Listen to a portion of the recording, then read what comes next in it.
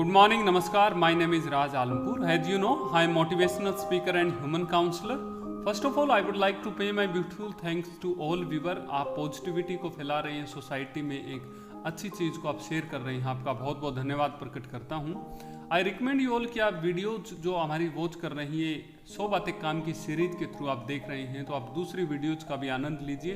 Channel की playlist में जाके आप दूसरी वीडियोज को भी देखें ताकि आपकी ज़िंदगी जीने का स्तर और बढ़िया हो जाए।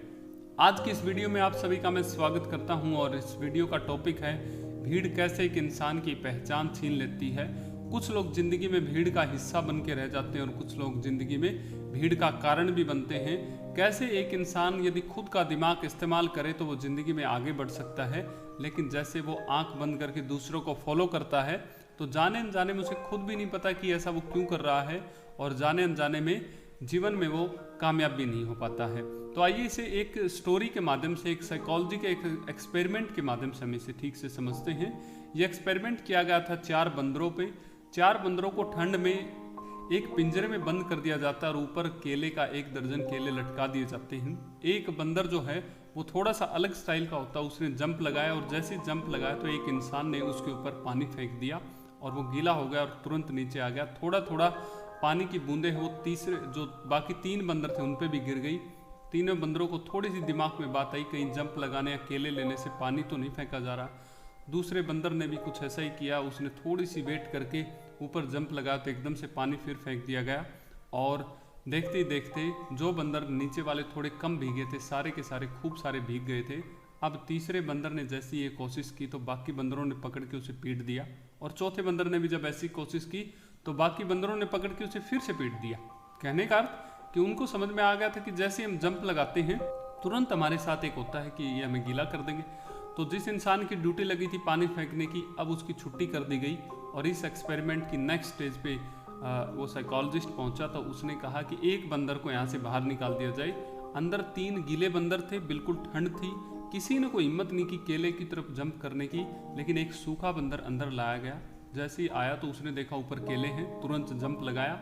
जंप लगाते तुरंत थोड़ा सा जंप लगाते एकदम से उन्होंने पकड़ लिया और कहा कि तुम ऊपर नहीं जाओगे और खूब सारी उसकी पिटाई की। अब उस बंदर को ये समझ में नहीं आ रहा था कि मेरे को पीटा क्यों जा रहा है। खैर कोई बात नहीं। अब उन 3 गीले बंदर एक सूखे बंदर को जैसे इकट्ठा अंदर रखा गया था उनमें से एक गीला बंदर और निकाल दिया और उसकी जगह एक सूखा बंदर ले आए। अब देखिए अंदर क्या है, 2 सूखे बंदर हैं, 2 गीले बंदर हैं।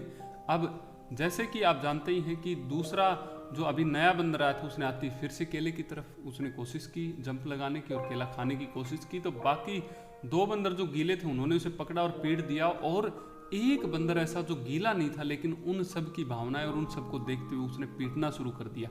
निश्चित ही उसे ये समझ में नहीं आ रहा था कि उसे पहले क्यों पीटा गया था और अब वो इनको क्यों पीट रहा है। देखते देखते एक गीला बंदर और बाहर निकाल दिया और जैसे ही लास्ट में भी एक बंदर और बचा था गीला, उसको भी बाहर निकाल दिया और देखते देखते यही घटना प्रोसेसिंग चल रही थी। 3 बंदर जब सूखे थे, एक बंदर जब अंदर गीला था तो भी ऐसे ही जो बंदर जंप लगाता उसको पीट देते। लास्ट में जब चारों के चारों बंदर बिल्कुल सूखे थे, एक नया बंदर जो लास्ट में आया था उसने जंप लगाया तो बाकी सूखे बंदरों ने उसे पीट दिया। कहने का अर्थ ये था कि अब तीनों बंदरों को भी ये समझ में नहीं आ रहा था कि क्यों इस बंदर को वो पीट रहे हैं और जो बंदर लास्ट में पीट रहा था उसको भी समझ में नहीं आ रहा था कि ऐसा क्यों हो रहा है। कहीं ऐसा तो नहीं कि इसी प्रकार का हमारा समाज है, इसी प्रकार की व्यवस्थाएं हमारे समाज में बनाई गई हैं। बहुत जगह बहुत सारे बच्चे ज़िंदगी में बड़े उत्साह के साथ आगे बढ़ने की कोशिश करते हैं। बहुत सारे बच्चे ज़िंदगी में जैसे फॉर एग्जाम्पल किसी करियर को लेकर उन्होंने खूब मेहनत की, जब वो कामयाब नहीं होते तो सारे लोग बोलते हैं हम तो पहले ही आपको कह रहे थे। बड़े दुख की बात तो यहाँ शुरू होती है कि जब वो उनकी बात मान लेता है और थोड़े दिन बाद जब एक नया बच्चा उत्साह से आगे बढ़ने की कोशिश करता है तो वो बोलता है मुझे सब पता है, इसमें कुछ नहीं होना है। कहने का मतलब व्यवहारिक चीज़ें हमने रीति रिवाज कुछ ऐसे बना दिए, कुछ ऐसी भीड़ का हम हिस्सा बन गए हैं जिसमें हम अपना दिमाग लगा ही नहीं पाते। आप सभी को मैं यही कहना चाहूँगा कि यदि भीड़ का कारण बनना है तो थोड़ा सा अलग सोचना पड़ेगा। भीड़ का कभी भी कोई लक्ष्य नहीं होता है, भीड़ के पास अपना कोई दिमाग नहीं होता है। इसीलिए यदि भीड़ से हटके कुछ करोगे, निश्चित ही आपकी पहचान तो पहले ही अलग बन गई कि आप भीड़ से कुछ अलग कर रहे हो। दूसरी बड़ी बात कि उस भीड़ को कभी मौका मिले तो आप उसका नेतृत्व, उसको लीडरशिप की एक भावना भी आप दे सकते हैं। बशर्ते जरूरी है कि भीड़ का आपको कारण बनना है या हिस्सा बनना है, यह आपके ऊपर निर्भर करता है। हर एक इंसान, जैसे बंदरों के पास तो हो सकता है ना कॉन्शियसनेस नहीं होता है, अपना खुद का दिमाग वो नहीं चला पाते हैं, वो दूसरी चीज़ों को देख के फॉलो करते हैं। लेकिन यदि आप इंसान हैं तो आपके पास एक कॉन्शियसनेस, आपके सोचने समझने की क्षमता, आपके पास बुद्धि है, और ये अपने आप में एक बहुत बड़ी बात है। सभी जीव जंतुओं में हम सर्वश्रेष्ठ हैं, लेकिन हमें वो पशुओं वाले काम नहीं करने चाहिए।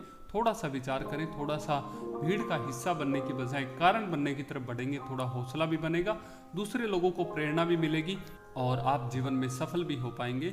इन्हीं शब्दों के साथ आप सबका बहुत बहुत धन्यवाद करता हूँ। Wish you all the very best. या फिर इस लॉकडाउन में आपको किसी प्रकार की नीड है कि हमें मेंटल हेल्थ से जुड़ी हुई चीज़ों के बारे में बातचीत करनी है, तो हमारी ऑनलाइन ऑफलाइन दोनों ही तरीके से सेवाएं उपलब्ध हैं।